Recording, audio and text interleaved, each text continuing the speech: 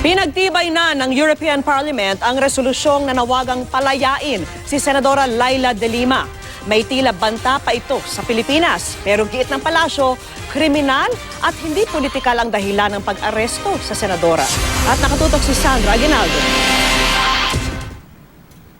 Ang resolusyong nananawagan para palayain ng gobyerno ng Pilipinas si Senadora Laila de Lima aprobado na sa European Parliament. Kinundi na rin sa resolusyon na yan ang mga insidente ng umunay extrajudicial killings na dapat daw ay tapusin na ng Pilipinas. Dapat daw gamitin ng European Union ang lahat para mapilit ang Pilipinas na gawin yan.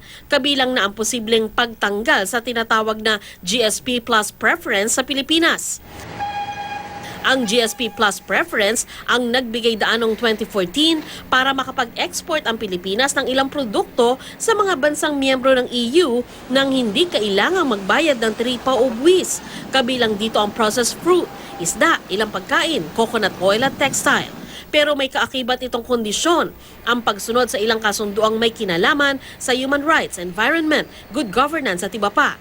6.8 billion euros o katumbas ng 300 billion pesos na halaga ng mga produkto ng Pilipinas ang inangkat ng EU noong 2015. Ang Malacanang umalma. Si Presidential Spokesman Ernesto Abella iginiit na hindi gawain ng Duterte administration ang extrajudicial killings. Kriminal at hindi raw politikal ang dahilan ng pagkaaresto ni De Lima.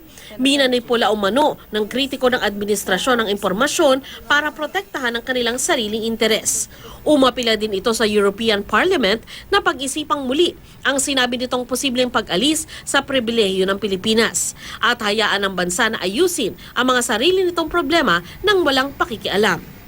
Sa isang pahayag, ikinagalak naman ni De Lima ang hakbang ng European Parliament. Ito raw ang patunay na may malasakit ang ibang bansa sa nangyayari sa Pilipinas. Sabi ni De Lima, hindi ito pakikialam sa ating bansa, kundi pinagsamang paninindigan para sa katotohanan, hustisya at pagkatao. Kailan daw kaya magpapakita ng kanilang tapang ang public institution sa bansa laban sa kasinungalingan at pagbaliwala sa batas? Sa kabila nito, wala pa naman daw epekto sa negosyo ang pagpuna ng international organizations sa pagdami ng namamatay sa kampanya kontra droga at maging sa sinapit ni De Lima. Ayon yan sa presidente ng Philippine Chamber of Commerce and Industry. Europe is our second biggest investors. You've been hearing background noises. Concerned sila sa EJK.